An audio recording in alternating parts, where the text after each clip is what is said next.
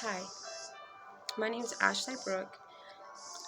I am 38 years old and I am autistic. I was nonverbal till I was 7. I went mute from 10 to 11, and when my mom died from COVID, I went mute for 2 months. Um, and I've been dealing with a lot of discrimination towards me and my children, um, and I'm completely alone doing this.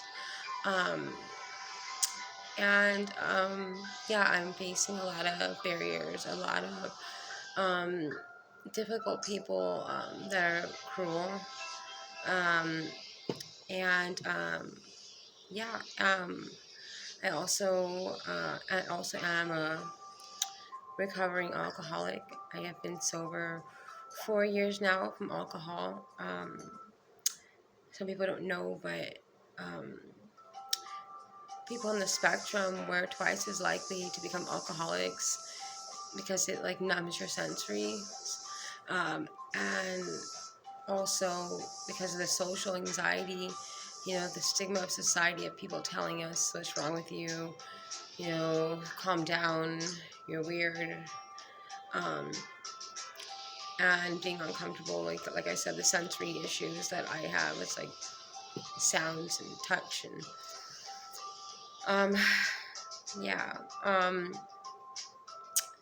so so I make this account to just share with everybody my experience, for awareness.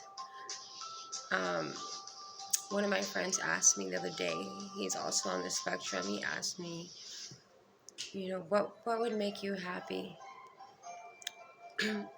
And I thought about it for a second, and I tried to remember when I'm most happy, the last time I was happy. And it's hard to remember, like, a happy memory because I left home when I was 12 years old. I went through a lot of trauma. And on top of that, I had to mask for survival. I masked so long that um, I can't really store things in my memory as happy until I had my son Ozzy. Um, Moments when I'm alone with my kids, now I have Ozzy and Izzy. When I'm alone with them, I feel that I'm able to be myself. I've never been able to do that, not even with a partner.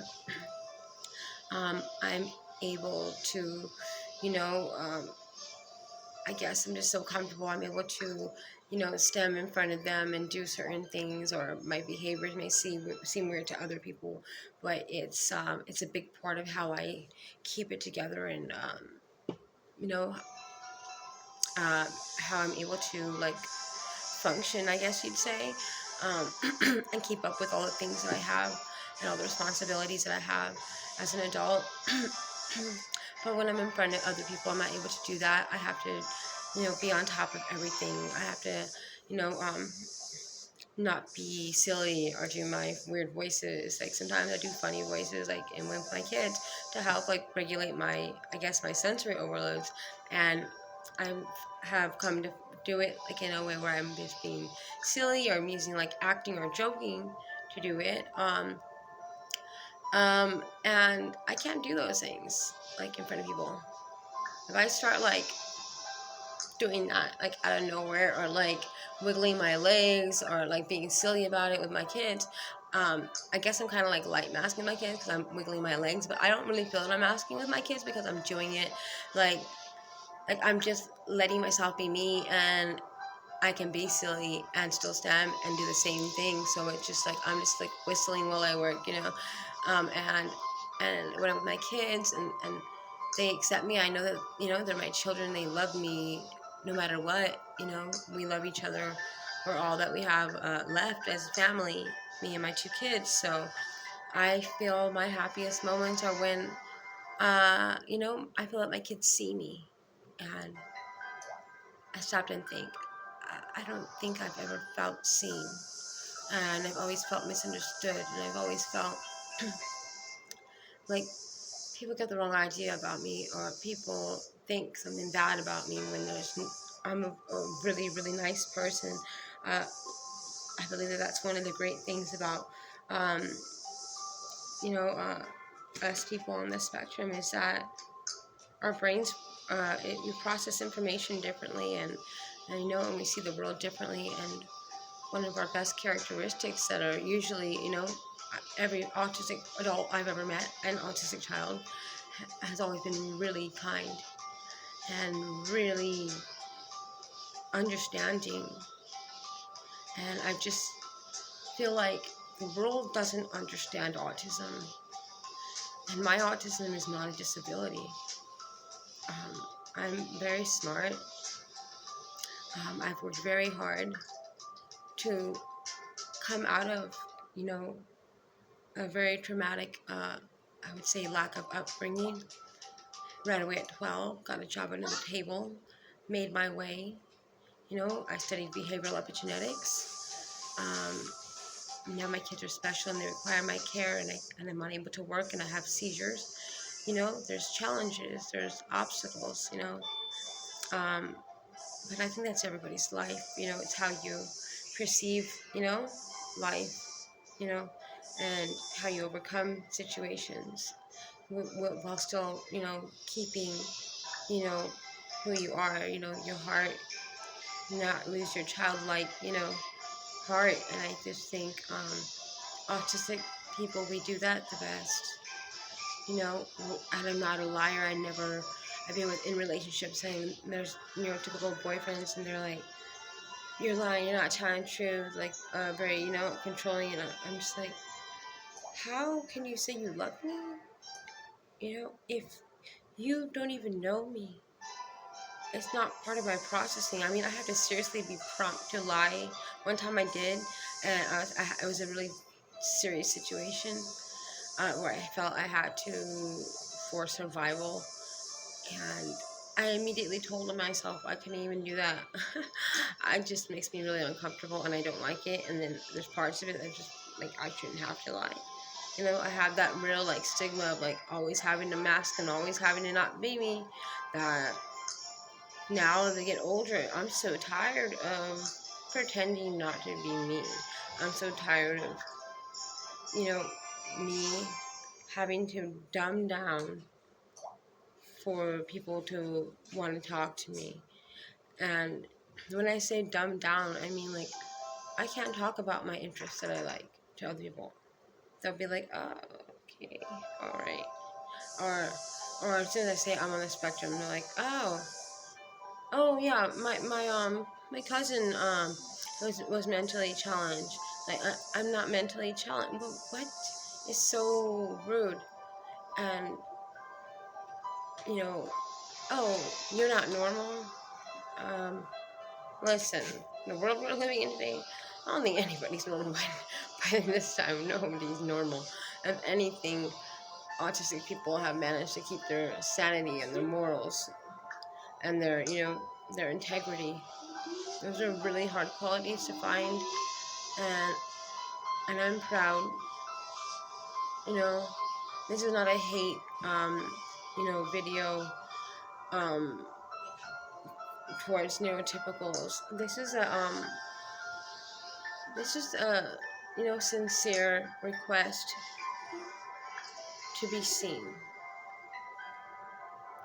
And I know it requires two, to make something, fold out. And unmasking more and more will bring some, discrimination. I'm having to prepare myself for that. And with my two children on the spectrum as well, I'm having to also consider the dangers of what people will say to me or come and say in front of my kids because of the videos that I'm going to start doing. But you know what?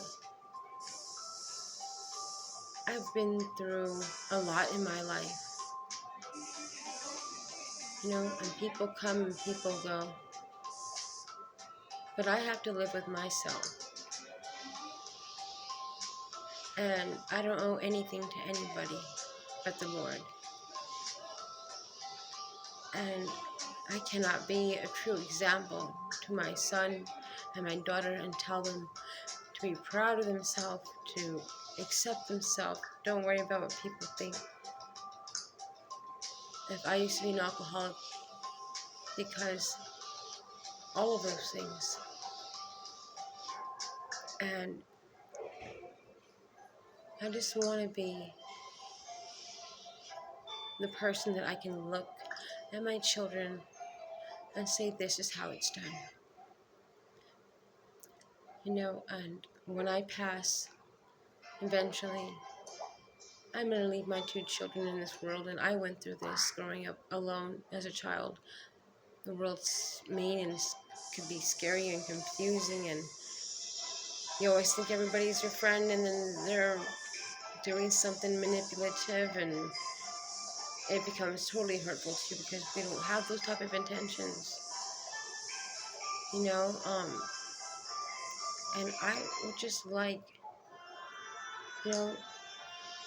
to give neurotypicals the opportunity.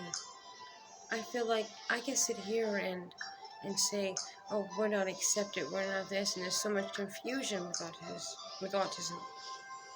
When most of us, I know it's not our fault, people have judged us and said really cruel stuff, even called us the R word. Matter of fact, a woman just, like last week, called my son that in front of me, in front of him, and in front of my daughter, and then tried to correct it by saying, well, I just meant like something's wrong with him, he's not normal. Super hurtful. That shook me up. I went through that when I was younger. I remember I wasn't able to speak yet. I was about 7, really coming out of my, trying to come around and say a word here or there. And I remember my mom telling me, say hi, Punky, to one of her friends. And I was just quiet. And I think my mom was trying to get me to say hi because I had really started saying it here and there, something. And my mom's friend looked at me. I remember she looked into my eye and she's like, what's wrong with her? Is she retarded? Like, she challenged. I didn't remember what those words meant fully at the time, but I can tell that lady didn't accept me. Like, she was like, ugh. Like, I consider her body language was like, to bat her. It was very sad and hurt. Because my mom was calling me to say hi, and I was very innocent-like, and I was barely starting to come. And I know that earlier that day, my mom was telling me, oh, you said hi, I'm so proud of you. And I was starting to feel good. And then that lady said that to me. Well, to my mother in front of me. I remember feeling sad and like, almost like I wanted to act like that moment didn't happen. Like I wanted to completely avoid it and block it out of my head. Like I didn't notice what had happened. That memory stuck with me all these years. I'm 38 now. And when I saw that happen to my son, I wanted to, I was upset. I spoke back to that woman. She told me, what's wrong with him? And, I wouldn't call him the R word. I said, well, I hope not. That would make you uneducated. I said, none of us are the R word. And if you're referring to, people with intellectual challenges, they really, really poor manner and really low class to go and mention somebody's, challenges or struggles and point them out to them, especially a child. But that is not what my son is diagnosed with. And with more people like that around him, I wouldn't speak either. I wouldn't want to speak to people like that. I told her he has selected people that he likes to talk to when it matters. And she just got quiet. Well, I didn't mean anything by it. Yeah. And later on, I asked her not to. I told her that when I was a child, I experienced the same thing, and I asked her, please do not talk like that in front of any child. Yeah. She said she was sorry, but then later on her and her girlfriend continued to uh, harass me and try to bully me next. Yeah, but I stood up to them. I'm in a program right now in San Diego, and they're helping me with housing. I'm here not because of an addiction issue. I used to be an alcoholic, but I've been sober for 4 years. But I came here because I had no family and I had nowhere safe place to take my children to. I have a wrongful eviction during the pandemic from when my mom passed away. It was due to discrimination against my son, and I haven't been able to clear that wrongful eviction because I've been so overwhelmed with uh, financial struggles and trying to help my daughter's father with his diagnosis of schizoaffective. He got off of his meds. It was very horrible. I am no longer with him because I will protect these children, and I don't care what people meant to do or meant to say. I care what happened. What did you do? How did you affect my innocent, sweet children? So I, as their parent, I'm teaching them that we don't get bullied. There's not a darn thing wrong with us. You know, the difference between autistic and neurotypicals is that autistic people use the analytical part of their brain. That neurotypicals, they cannot use that part of their brain. It makes us great at problem solving with maps, graphs, great memories. You know, I can dissect everything to its core. I can remember facts in detail. You know, I can see conflict. I can see a conflict situation and see all sides to it. I get you know, a scenario or an incident, and I can sit there and within a very short couple of minutes see it full circle. That's a gift, if you ask me. Yeah, I would say that is pretty special.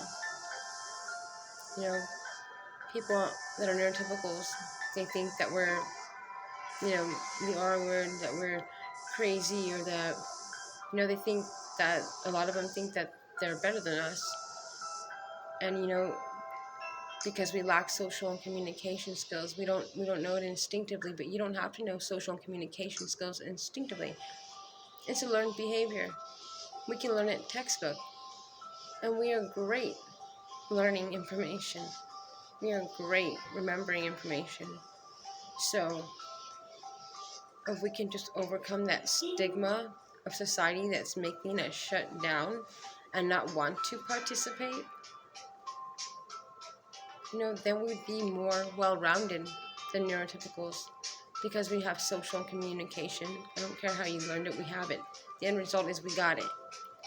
I express myself very well these days. I don't care how I move my eyes or how my body looks or how you see me. The facts are there. I can problem solve. I can handle an emergency situation like a firefighter. Like, I ran into a building and took 2 little kids out and everybody else was screaming. Like, I respond quickly. My defense, you know, protective skills are like a soldier. You know, I'm very smart and I'm very, very kind. You know, and I genuinely care about everybody in the world. I care so much that, you know, I don't want to bash. I want them to understand. It's like, if I have lived this long masking so that you guys would feel more comfortable, I would say it's, you know, it's your turn now to take a step back and you know, adapt to us. Our turn, you know. Freaking, I want the talking stick this time. You know, I just feel like we've done it all your ways. and people are just a little out there and cruel and not thinking about everybody. And I think that autistic people do. We consider everybody because we know what it's like to not be considered or seen. So I make this account, you know, um, in hopes that autistic people like myself cannot let this world, affect them to where they have low self-esteem. For them to think that there's something wrong with them. I don't care if your eyes don't focus. I don't care if your voice sounds different. I don't care if you have interest in a lot of in very specific subjects. I think that's interesting, and I don't. I see neurotypicals, and to be honest, I don't even want to date anymore or be with anybody because every neurotypical that I've ever tried to talk to, I can't even speak to them intellectually. There's no, I can't have a conversation, and they're talking about all this stuff that promotes, mental illness and depression, and, they give me anxiety, or they're just straight out, like, they make no sense to me. And, and this world is just, going to poop because no one is, taking in any new ideas. I have to go now. My daughter just woke up. But basically, here, Mama, I'll let it be on. So basically, hi, sweetheart.